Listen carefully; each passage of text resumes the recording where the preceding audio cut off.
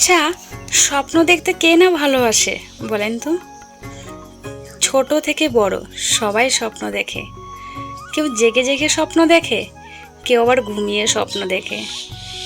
কারো স্বপ্ন আবার সহজে পূরণ হয়ে যায়, কারো স্বপ্ন পূরণ করতে বছর বছর যুগ যুগ কেটে যায়। আবার কারো তো কখনোই স্বপ্ন পূরণ হয় না।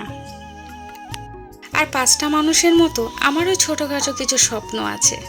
একটা শক্তপোক্ত বাড়ি, যেটা রেমাল বা আমফান ঝড় আসলেও উড়ে যাওয়ার ভয়টা আর থাকবে না, তেমনই একটা ছোট্ট শক্তপোক্ত বাড়ি। আর পাঁচটা মায়ের মতো আমারও কিছু স্বপ্ন আছে, নিজের চোখের সামনে নিজের সন্তানকে মানুষের মতো মানুষ হতে দেখতে। জানি না এই স্বপ্নগুলো কখনো পূরণ হবে কি না, তবে আশায় আছি, চেষ্টায় আছি। যদি কখনো পারি, যদি কখনো ঈশ্বর সেই সামর্থ্যটা আমাকে দেয়, তাহলে অবশ্যই চেষ্টা করব এই স্বপ্নগুলোকে পূরণ করার। আর তোমরাও যদি আমাকে একটু সাপোর্ট করো, একটু পাশে থাকো, তাহলে হয়তো কিছুটা হলেও আমি পারবো।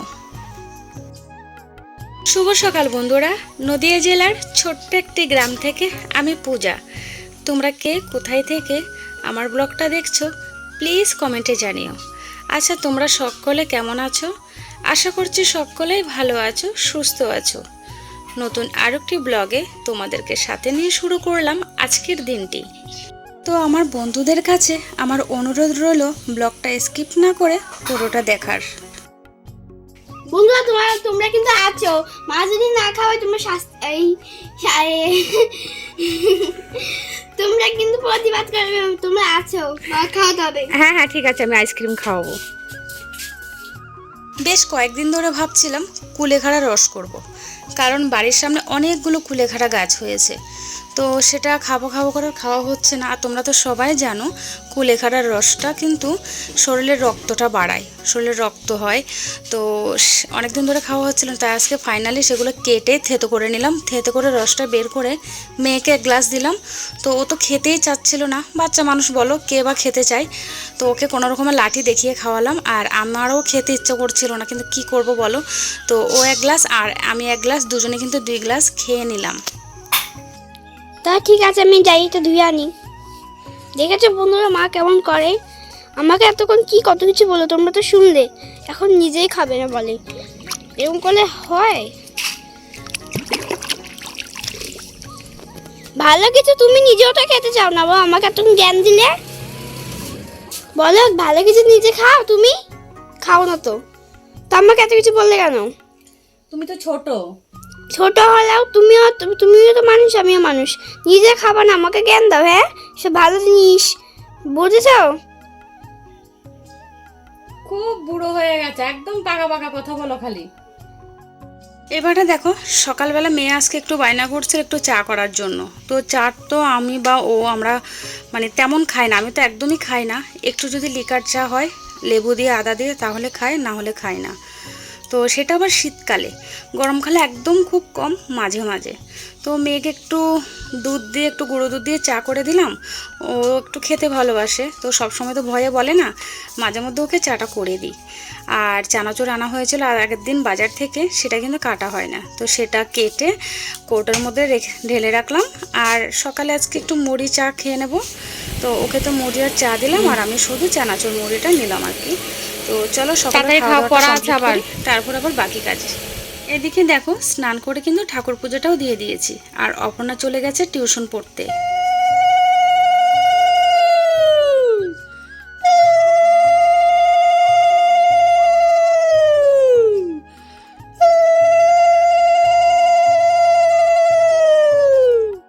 এখন রান্নাবান্নাগুলো করব। ঘরের তো সমস্ত কাজই হয়ে গেছে, রান্নাবান্নাটা করলে আমাদের কাজটা শেষ। আসলে কি বলো তো, সকালেই একটু তাড়াহুড়ো বেশি থাকে, কারণ সবার, আমাদের প্রত্যেকটা মেয়েদেরই সকালে কাজটা বেশি থাকে, সকালের পরে কাজটা কমে যায়। তো সকালে আজকে কি রান্না করব বলো তো? কয়েকটা শসা আগের দিন বাজার থেকে এনে রেখেছিলাম, তোমরা নিশ্চয়ই আগের ভিডিওতে দেখেছো, একটু বড় বড় শসা। তো এই শসাগুলো দিয়ে না চিংড়ি মাছ দিয়ে রান্না করব। চিংড়ি মাছ দিয়ে, কাঁকড়া দিয়ে, ইলিশ মাছ দিয়ে বেশ ভালো খেতে হয়। তো যাই হোক, সেগুলো তো পাইনি, তো চিংড়ি মাছটা নিয়ে এসেছি বাজার থেকে, আর চিংড়ি মাছ দিয়ে শসা দিয়ে রান্না করব। ও হ্যাঁ, তার সাথে কিন্তু একটা আলু দেব। মনা যদি শসাটা খেতে না চায় তাহলে আলুটা দিয়ে ও খাবে। যারা আমার নতুন বন্ধু হয়ে আমার ব্লগটা দেখছো, তাদের কাছে আমার অনুরোধ রইল আমার চ্যানেলটাকে সাবস্ক্রাইব করে আমার পাশে থাকার জন্য আর আমাকে একটু সাপোর্ট করার জন্য। আর যারা আমার পুরনো বন্ধু হয়ে আমার এই ব্লগটা দেখছো, তাদেরকে অসংখ্য অসংখ্য ধন্যবাদ আমাকে সাপোর্ট করার জন্য আর আমার সাথে থাকার জন্য। এদিকে দেখো, আমি কিন্তু রান্নাটা বসিয়ে দিয়েছি। ওইদিকে ভাত বসিয়েছি আর এদিকে শসা আর আলু দিয়ে চিংড়ি মাছটা রান্না করে নেব। তো বন্ধুরা, সকালে কিন্তু আমি স্নানটা করে নিয়েছি। স্নানটা করে ঘরের যে রান্না বসিয়েছি তোমরা তো দেখেছো। আর এই জামা কাপড়গুলো ধুয়ে রেখেছি সেই সকালে, কিন্তু এখনও রোদে দেওয়া হয়নি। কেন বলো তো? মনা গেছিল পড়তে, তো ও পড়া থেকে এখন আসলো, ওকে বললাম একটু ফোনটা ধরতে, আমি জামা কাপড়গুলো রোদে দেব। এদিকে কেন বলো তো, আমার যে স্ট্যান্ডটা ছিল, স্ট্যান্ডটা না একদম ভেঙে গেছে। যারা কিন্তু এখনও স্ট্যান্ড কেনোনি, একটু কষ্ট হলেও তোমরা একটু ভালো দাম দিয়ে স্ট্যান্ডটা কেনো, যেন অনেক দিন টেকসই হয়। আমি তো প্রথমে স্ট্যান্ড কিনেছিলাম, অতটা আমি স্ট্যান্ড সম্পর্কে বুঝতে পারতাম না, একদম কমা একটা স্ট্যান্ড কিনেছি, তো সেটা আমার অল্প কদিনেই খারাপ হয়ে গেছে। তো দেখি এখন আবার আরেকটা স্ট্যান্ড কিনবো। এই স্ট্যান্ডটা তো একদমই ভেঙে গেছে, তো কিছুতেই ফোন রাখা যাচ্ছে না। তো দেখি সামনে যদি স্ট্যান্ড কিনে অবশ্যই তোমাদের সাথে শেয়ার করব। এদিকে তো সমস্ত কাজ হয়ে গেছে, জামা কাপড়ে রোদে দিয়ে দিয়েছি। তো দুপুরে আমি আর মনা দুজনে খেতে বসে গেছি। তো বন্ধুরা, কালকে রাত্রে এই আচারটা বানিয়েছিলাম। তোমরা নিশ্চয়ই আগের ভিডিওতে দেখেছিলে যে আমি আমগুলো কেটে রোদে শুকাতে দিয়েছি। তো এগুলো হচ্ছে সে আচার, কালকে রাত্রে বানিয়েছি। আর এটা হচ্ছে আগের আচার, এটা একটু মানে বের করে রোদে দিয়েছি। তো এটা আগে ঢুকিয়ে নেব। আচারটা জাস্ট খেতে যে কি ভালো হয়েছে। তো বন্ধুরা, আচারটা কিন্তু দেখতে কেমন হয়েছে সেটা কিন্তু অবশ্যই কমেন্টে জানিও, কারণ খেতে কিন্তু ভালো হয়েছে সেটা আমি বলছি। তো খেতে অনেক ভালো হয়েছে, আর দেখতে তো তোমরা বুঝতেই পারছো দেখে যে কেমন হয়েছে। আর আমি যখনই আমের আচার করি, আমের খোসাটা কিন্তু রেখে দিই, কারণ ওই যে খোসাটা দিয়ে খেতে না খুবই ভালো হয়। আর আমের আচারটা দেখে জাস্ট জিভে জল আসছে। তো তোমাদেরও কি জিভে জল আসছে সেটা কিন্তু অবশ্যই কমেন্টে জানিও।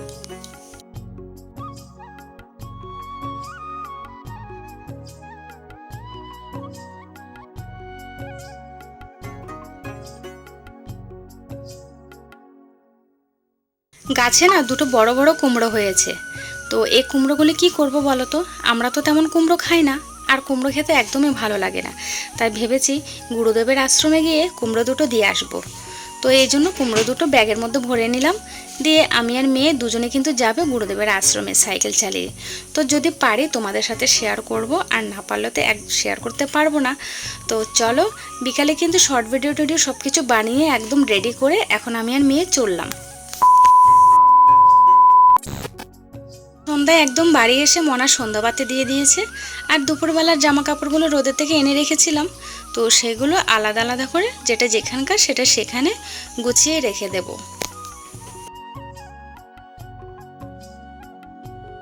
আর আসার সময় না দোকান থেকে চিকেন পকোড়া এনেছিলাম, একটা চিকেন পকোড়া এনেছি। তো আমি আর মনা দুজনে মিলে খাবো। কেন বলো তো? এই একটা চিকেন পকোড়াই বেশ বড় আছে, তোমরা নিশ্চয়ই দেখতে পাচ্ছ। এটা কিন্তু কেটেছে, হ্যাঁ 4 পিস করেছে। এটা কিন্তু অনেক বড় একটা পকোড়া।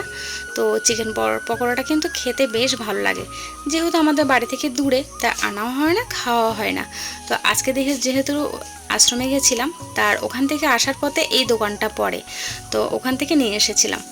তো চলো, এই যে সন্ধ্যার যে খাবারটা খাবো, টিফিনটা করে নেব। টিফিনটা করে মনা বসবে পড়তে, আর আমি বসে বসে ভিডিওটা এডিট করব। তো চলো, দেখা হবে নেক্সট ভিডিওতে। ততক্ষণ সবাই ভালো থেকো।